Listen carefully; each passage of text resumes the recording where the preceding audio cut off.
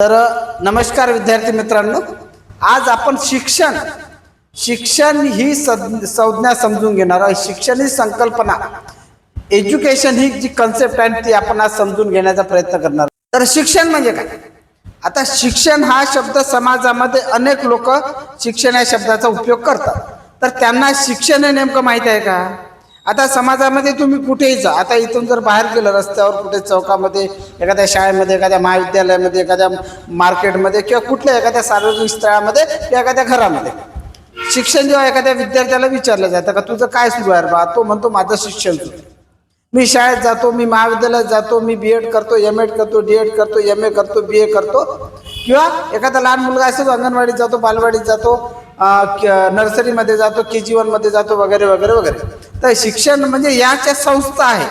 या संस्थेत जाणं म्हणजे शिक्षण का? तर हे आपण आज समजून घेणार आहोत. तर शिक्षणाची व्याख्या काय?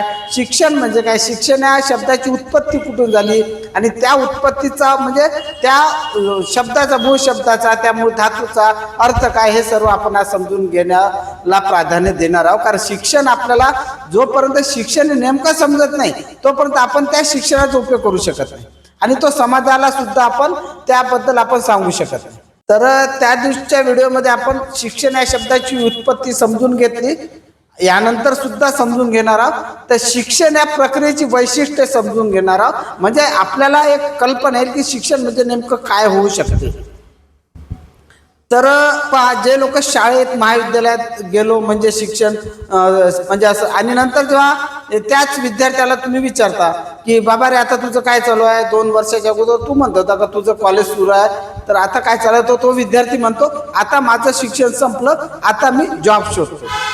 म्हणजे शाळेत, महाविद्यालयात जाणं एवढं शिक्षण आहे का? तर नाही. शाळेत, महाविद्यालयात, अंगणवाडीत, बालवाडीत कुठल्या MAW, BEdW किंवा कुठलाही असा जो कोर्स करणे म्हणजे एवढं शिक्षण नाही आहे. तर शिक्षण ही खूप मोठी व्यापक संकल्पना. शिक्षण ही खूप मोठी सर्व व्यापक संकल्पना आहे. तर शिक्षण या संकल्पनेचं, शिक्षण या संज्ञेचं पहिलं वैशिष्ट्य पहा, शिक्षण ही स्वयंस्फूर्त व नैसर्गिक प्रक्रिया आहे. आता स्वयंस्फूर्त म्हणजे काय? की आपोआप, म्हणजे तुम्हाला जरूर नाही, जसं काही आपले जे अवयव आहे ना, ऐच्छिक असतात, काही अनैच्छिक असतात. तर अनैच्छिक म्हणजे तुम्हाला इच्छा असू द्या किंवा नसू द्या, ते अवयव त्यांचं काम करतात. तसं श्वासोच्छ्वास, हे जो श्वासोच्छ्वास ही आपल्या शरीराची प्रक्रिया आहे ना, आपोआप होते. ते तुम्हाला घ्यायची गरज नाही आहे, ते आपोआप होते. किंवा हृदयाचे जे ठोके वगैरे ते आपोआप चालतात. तसंच शिक्षण ही सुद्धा आपोआप होणारी संकल्पना आहे. तुम्हाला शाळेमध्ये जायला लागत नाही शिक्षण घेण्यासाठी. तुम्ही रस्त्यावर कुठे समजा एखादं लहान मुलं आहे, म्हणजे शिक्षण ही जन्मापासून तर मृत्यूपर्यंत, मृत्यूनंतर सुद्धा चालणारी प्रक्रिया आहे. मृत्यूनंतर सुद्धा म्हणजे आपल्या मृत्यूनंतर सुद्धा, आपल्या मृत्यूपासून बरेच लोक शिकत असतात, ते शिक्षण घेत असतात. आता कसं, आता जर म्हटलं तर तुम्ही असं म्हणा, असं कसं आहे की शिक्षण म्हणजे मृत्यूनंतर एखाद्या व्यक्तीचा मृत्यू झाला, तर त्या व्यक्तीचा मृत्यू झाल्यानंतर त्याला म्हणजे कोणी प्रेताग्नी देतात, कोणी दफन करतात, वगैरे वगैरे. प्रत्येक याच्यामध्ये वेगवेगळं आहे. तर एखाद्या व्यक्तीचा मृत्यू झाल्यानंतर त्याला समजा म्हणजे सरणावर नेऊन ठेवलं, किंवा म्हणजे घरपासून तर त्याला सरणाव नेतपर्यंत, सरणाव नेतपासून तर त्याला अग्नी देतपर्यंत, तर नंतर 13वा, 14वा, 3रा, 4था, 5वा, 10वा वगैरे हे जे, किंवा नंतर वर्षश्राद्ध वगैरे करण्यापर्यंतची जे प्रोसेस आहे, जे लहान मुलं असतात तर त्यांच्यासाठी नवीन असते.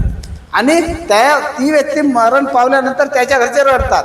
तर जे लहान मुलं असतात त्यांना ही गोष्ट नवीन असते, त्यांनी ही गोष्ट अगोदर पाहिलेली नसते. त्याच्यामुळे ते त्याच्यातून शिकतात ना, मग नंतर विचारतात हे का रडतायत. मग ते त्यांच्यापेक्षा मोठे लोक त्यांना सांगतात की नाही, यांच्या घरची व्यक्ती मरण पावलेली, आता ही कधीच येणार नाही, आता याला स्मशानभूमीत नेणार आहे, नंतर त्याचं दफनविधी वगैरे करणार आहे, ही आता व्यक्ती येणार नाही. एकदा एखाद्या व्यक्तीचा मृत्यू झाला की ती परत येत नाही, म्हणून आता ते शोक व्यक्त करत आहे, ते रडत आहे. कारण ती त्यांच्या घरातली प्रिय व्यक्ती आहे, ती जबाबदार व्यक्ती होती यांच्या घरातली, आणि त्यांच्या जाण्याने यांचं खूप काही नुकसान झालेलं होणार आहे म्हणून, आणि त्यांचं कसं होईल या विचाराने ते रडत आहे. मग ते मुलं सुद्धा, त्यांच्या आजूबाजूला जर अशी घटना घडली तर ते मुलं सुद्धा रडतात. कारण ते त्या व्यक्तीच्या मृत्यूतून हे शिकतात की ही व्यक्ती आता आपले जे प्रिय आहे, ही व्यक्ती आता मरण पावलेली, आता येणार नाही, म्हणून त्यांना सुद्धा तसं वाटतं, ते रडायला. म्हणजे ही मृत्यूनंतर, म्हणजे आपल्या मृत्यूनंतर सुद्धा लोकांचं आपल्या मृत्यूपासून शिक्षण घेणं चालूच असते. म्हणजे पहा, ही नैसर्गिक आणि म्हणजे चालत राहणारी प्रक्रिया आहे. म्हणजे शिक्षण हे कधीच थांबत नाही, शिक्षण हे आपोआप होते. म्हणजे रस्त्यानं जाता जाता तुम्ही जर एखाद्या ठिकाणी एखादा कार्यक्रम सुरू आहे तर त्या